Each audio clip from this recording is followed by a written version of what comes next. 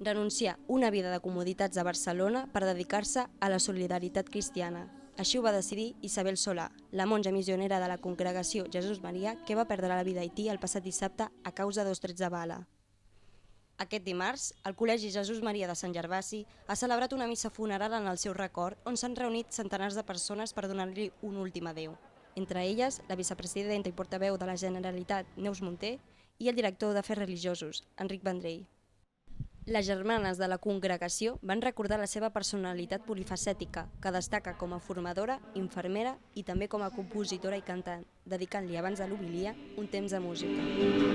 El bisbe auxiliar de Barcelona, Sebastià Taltabull, va destacar la decisió de la religiosa en acceptar una vida de riscos sense pensar en salvar la seva vida, sinó en entregar-la generosament pel bé dels més pobres, fent complir així les preferències de Jesús.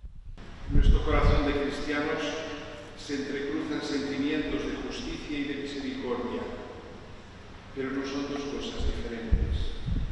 No están en contradicción, sino un solo momento que se desarrolla progressivament. A l'acabar la missa, germans i nebots van recordar la vida d'austeritat, soledat i de grans dificultats que va viure, accentuant la seva admiració pel seu esperit de lluita i la seva gran fe a Déu. Una figura que deixa empremta a Haití i respecte i admiració entre els seus familiars i amics a Barcelona.